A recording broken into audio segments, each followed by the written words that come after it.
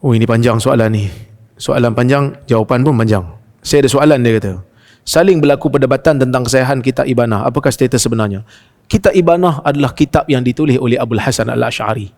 Sememangnya kitab Ibanah itu, walaupun ada percanggahan pendapat, tetapi ia sama seperti mana yang ada di dalam kitab Risalah ila Ahli Saghar yang ditulis juga oleh Imam Abul Hasan Al-Asy'ari. Jadi Imam Abul Hasan Al-Asy'ari memang penulis kitab Ibanah, dan kitab Ibanah itu tidak ada penyelewengan seperti mana yang didakwa oleh setengah pihak. Kerana nukilannya sama dalam kitab-kitab Abul Hasan Asy'ari yang lain. So Abul Hasan memang mengisbatkan ataupun menetapkan sifat-sifat Allah yang seperti berada di atas arash. Allah mempunyai mata, tangan, tetapi tidak sama seperti mana makhluk.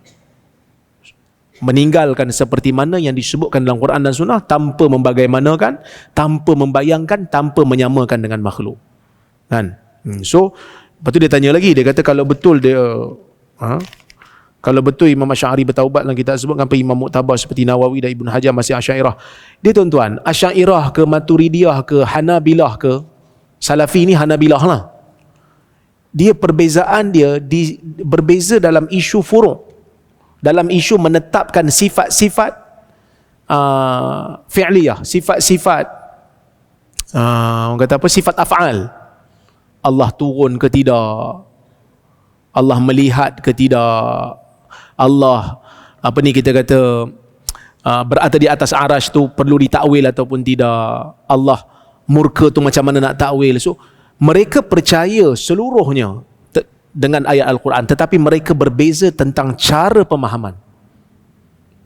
Sebab tu kalau tanya saya, ketiga-tiga aliran ini, Asy'ariyah, Maturidiyah, Hanabilah ataupun Salafiyah, kesemuanya adalah ahli sunnah. Cuma saya lebih cenderung kepada Salafiyah dan Hanabilah. Tapi saya tidak menyesatkan ataupun mengeluarkan Asy'ariyah dan Maturidiyah daripada ahli sunnah, kerana mereka itu adalah ahli sunnah wal jamaah. Jadi kalau kita berhadapan dengan imam-imam seperti Ibnu Hajar, seperti Imam Nawawi, kita mengatakan mereka ahli sunnah. Cuma ada tak pandangan-pandangan yang kita tak setuju? Ya, kita ada benda yang kita tak setuju dengan mereka. Ustaz, hebat sangat kita tak setuju dengan Imam Nawawi. Bila kita tak setuju dengan Imam Nawawi, bukan kita buat pendapat sendiri, kita setuju dengan imam-imam yang lain pula. Kan? Ada imam-imam yang lain yang kita ikut dalam masalah tertentu. Jadi sebab itu dalam masalah akidah yang furu' ni tuan-tuan, selagi mana dalam daerah furu' akidah, kita berlapang dada dan kita kata, saya pilih mazhab ini, saya pilih aliran ini, tapi saya tak keluarkan mana-mana Asy'ariyah daripada dan Maturidiyah daripada kerangka ahli sunnah wal jamaah yang luas. Itu je. Kan? Sebab kita mengambil manfaat daripada Imam Baihaqi, daripada Ibn Hajar, daripada Imam Nawawi. Cuma ada tak yang kita tak setuju? Ada juga.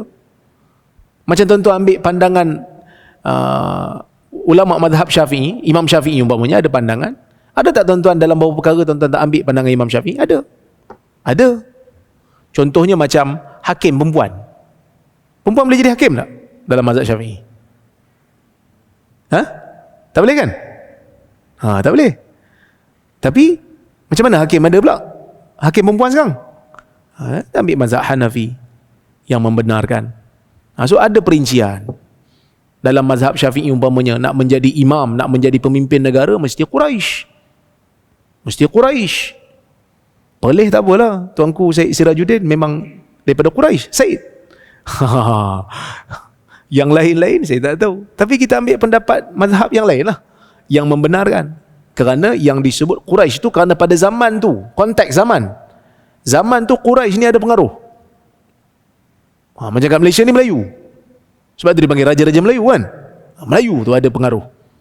Wallahu ta'ala a'lam bissawab.